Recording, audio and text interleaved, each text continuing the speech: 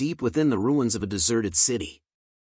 Changju Gate's 4th raid team has set up their base camp as multiple members of the different guilds are seen walking around with crates surrounding them. Leon asks what was wrong. Hari hesitates to answer him straight away but decides to anyway. She tells him about how worried she was about things going smoothly, but at the same time when it was not going smoothly. Hari pauses again for a moment before telling her true feelings to Leon.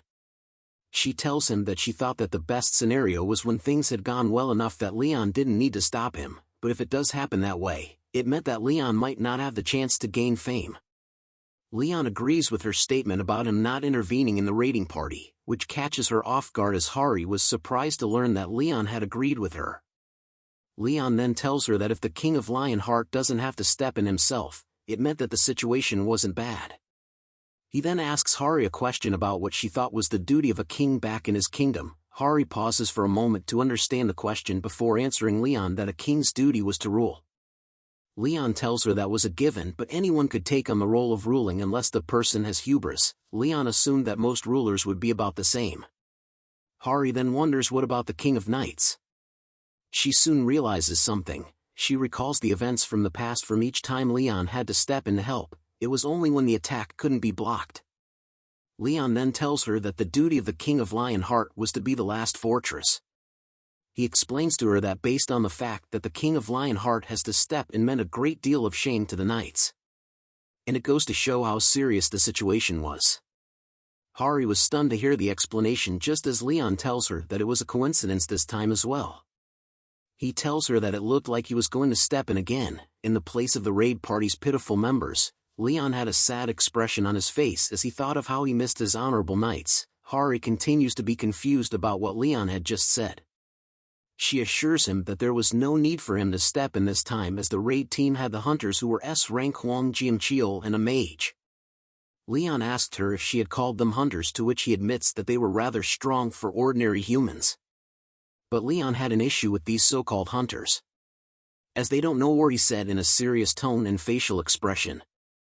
Jagged Spinner could be seen doing some recon work as Leon asks Hari if they knew that the outskirts of the city were actually safe, even though they seemed confident about that information despite having only encountered the enemy 3 times. Jagged Spinner could now be seen near a raid team member who was oblivious to its presence. Leon continues on with his lecture about how the hunters were calling themselves a raid team by only analyzing the patterns of monsters and responding accordingly. He tells her that it was a joke. Hari became more restless upon hearing those words from Leon as she wondered what he meant by that. Leon tells her that a general knows how to respond accordingly to the given situation and that there was no pattern in that, just as Jagged Spinner appears to be ready to kill. But before Leon could tell Hari about what he had heard about Jagged Spinner, its eyes began to glow bright red in a murderous aura. Explosions could be seen all over the base camp as the raid members yell out in pain and wondered what was happening. A talented warlord was what Leon had intended to say about Jagged Spinner. A voice is heard calling out to Yapi, Jagged Spinner's real name. The voice tells it that she was sorry. The female scientist who was like a mother to Yapi tells it that she was coming to her end as blood and wounds could be seen on her body. But before she went on to the other side, she tells Yapi to please do her one last favor. Jagged Spinner Entity Number 10253 last order was to remove all unidentified beings who invade the city. A gun barrel is revealed on Yapi's shoulder. He sends out a massive wave of bullets raining down upon the unexpecting raid members in the base camp. Their screams and shouts could be heard as the bullets managed to hit them. The raid members were soon aware that the attacks were coming from Yapi. They warn each other to take cover as the attacks continued to hit them. A click sound is heard as Yapi reveals more glowing red eyes on its body. It had switched to a heat-like motion sensor and could detect where the raid members were gathering as a group in the city. Seeing the various groups gathered together, Yapi charges its rail gun, which unleashed large amounts of electricity. He then sends a powerful blast from its rail gun toward the raid members who were gathered together in safety. A blue explosion could be seen as the raid members continued to try their best to hide from Yapi's explosive attacks. The railgun attack had caused a huge blue electric explosion in the middle of the base camp, causing dust and smoke to gather everywhere. The raid members could only curse and stare at the horror of Yapi's future tech powers.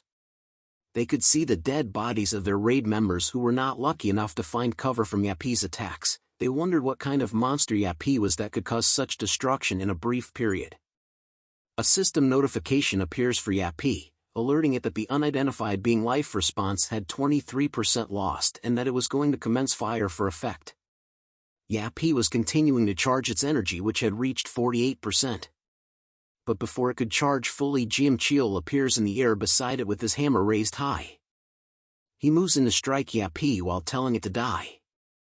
With a single swing of his massive hammer, not the one downstairs but the one he was holding onto, it unleashes a powerful attack that sends shockwaves through the air as it lands on Yappy. Seeing pieces of itself being destroyed caused Yappy to be confused for a moment as its system warns him that its main joint region has been damaged, causing internal pressure to increase while changing Yappy's priority. The gun barrel reveals itself right in front of Jiamcheol as the system tells Yappy to remove the unidentified being. But Jiamcheol wore a smile on his face as he tells Yappy that it was too late. While calling out to Jumsun, she appears with a bright light surrounding her. Her arms were covered in flames as she appears behind Yappy.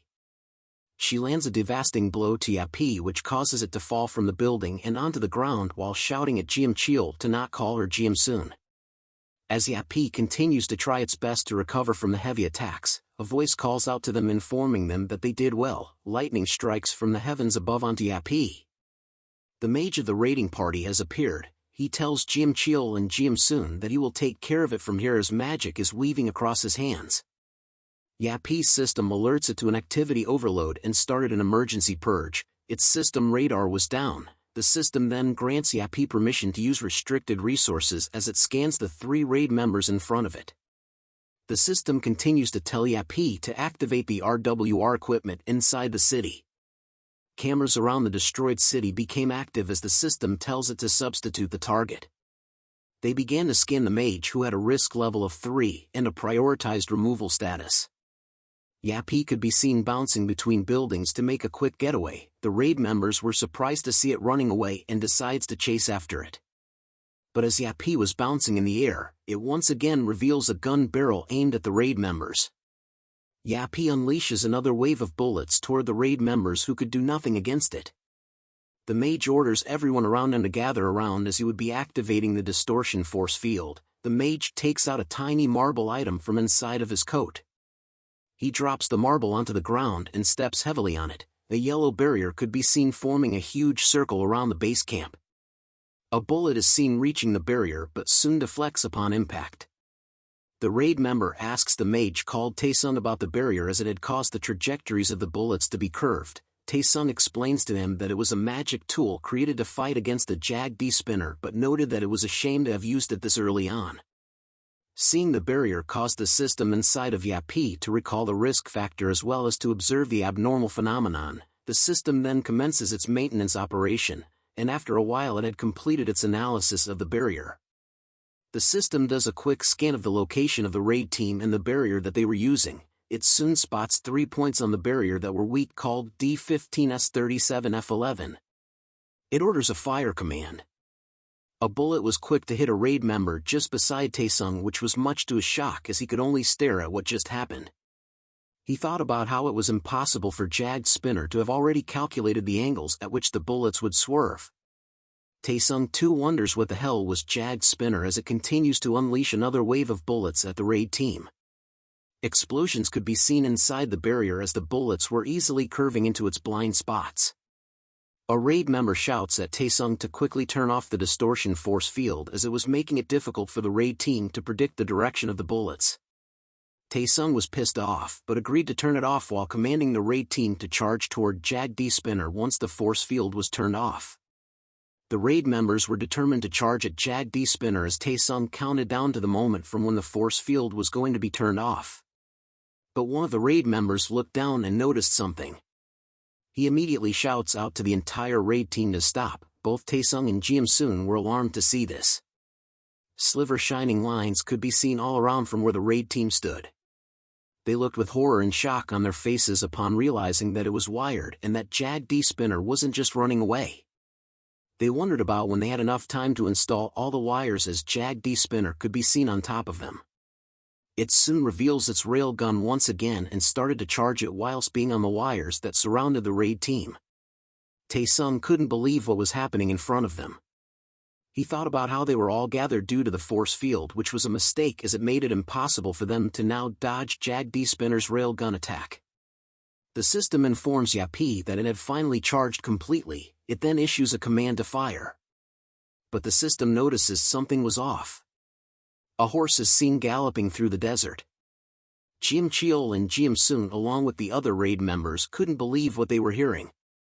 A horse had appeared and was running towards the wires. They were alarmed to see that a horse had appeared with glowing eyes as it bites through the wires. Leon places his hand on the horse and tells it that it has been a while. He smiles upon seeing his old sworn friend. He then climbs on top of the horse. Leon sat upon the horse with a noble aura as Gwemsun stares at him in disbelief. Leon now stood in front of the raid team, who were still stunned to see him with a horse. "Warriors, listen up!" Leon shouted. "The courage to charge into a sea of enemies alone with just a horse. I, the king of the lion heart, praise thee." Even Jag Spinner's system was confused about what Leon was doing or saying. Leon tells it that he has bestowed upon thee the glory of being received in his presence and the honor of a duel. Leon grants Jag-D Spinner the royal permission to fight him. "Warrior!" Leon shouts as silence fell upon everyone that was near him. Jim Cheol could only bite his lower lip, while Tae-sung looked like he had given up as they all wondered if Leon was on some crack. The members of the raid team were still shocked and horrified over the fact that Leon was granting Jag-D Spinner permission to fight him. But Jag-D Spinner did not reply at all. Instead, its system had informed it that the railgun acceleration timing had been established and that its generating capacity was at 13%. The system had identified Leon as a level 0 threat and regarded him as a simple organism, but still needed to remove the unidentified being.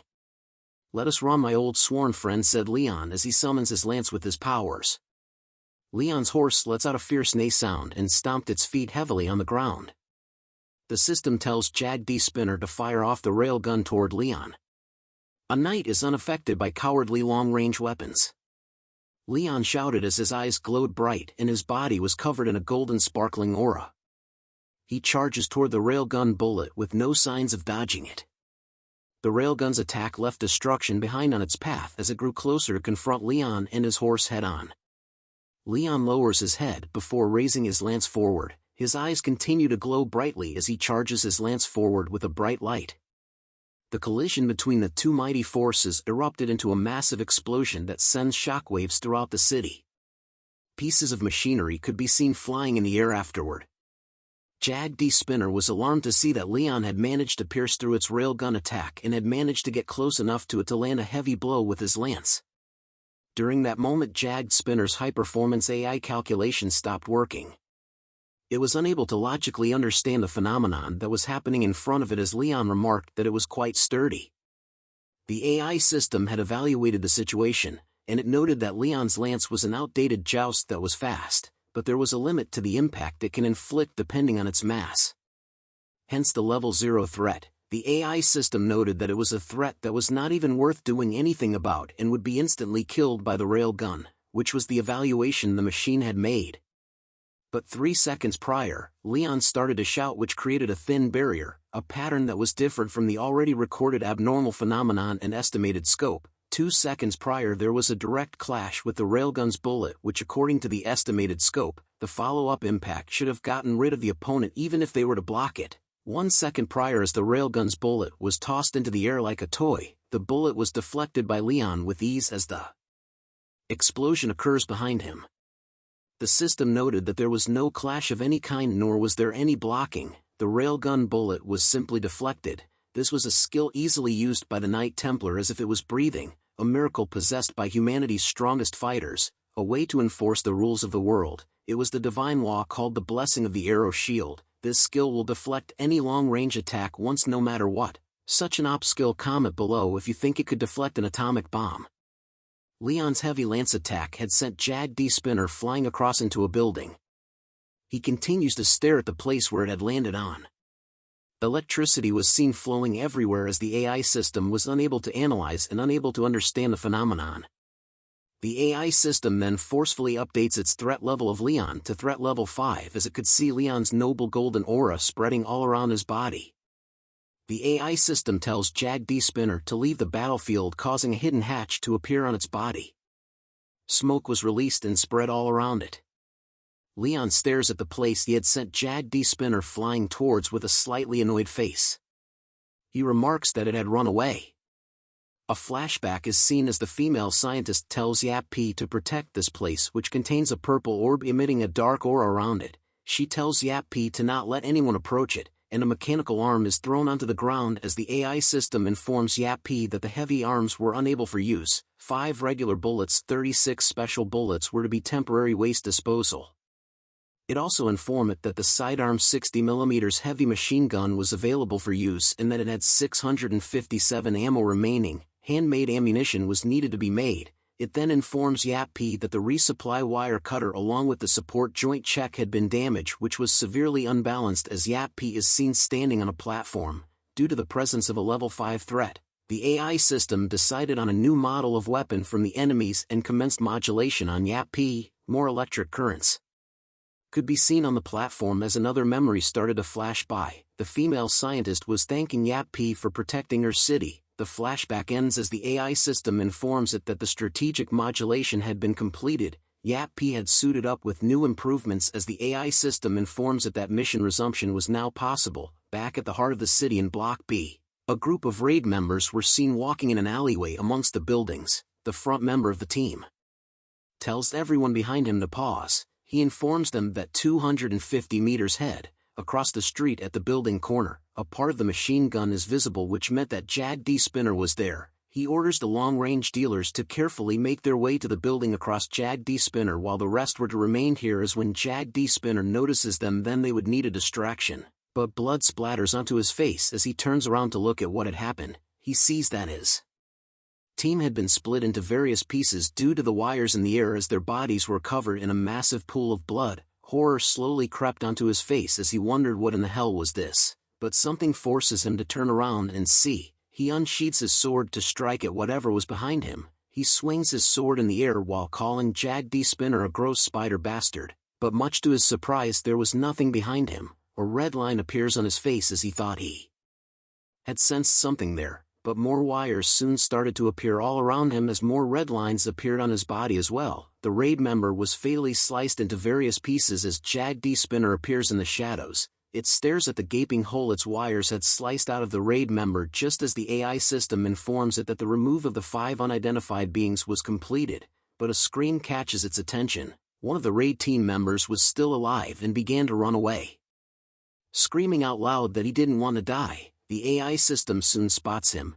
It recognizes the raid member with a threat level of 0. The man continues to scream out loud and soon reaches a clean area filled with tombstones. He trips and falls onto the ground just as Jag D Spinner appears behind him. He looks at it and begs it to spare him as he didn't want to die. But Jag D Spinner continues to look at him as he held onto one of the tombstones for dear life. Jag D Spinner began to creep closer to the man but soon stops in its track. A memory comes into its mind of the female scientist who asked it if it knew something. The memory was at the same place where she tells it that she was going to be buried here along with everyone else, making her a part of the city forever. She then asks Yap P if it would still continue to protect the city then too.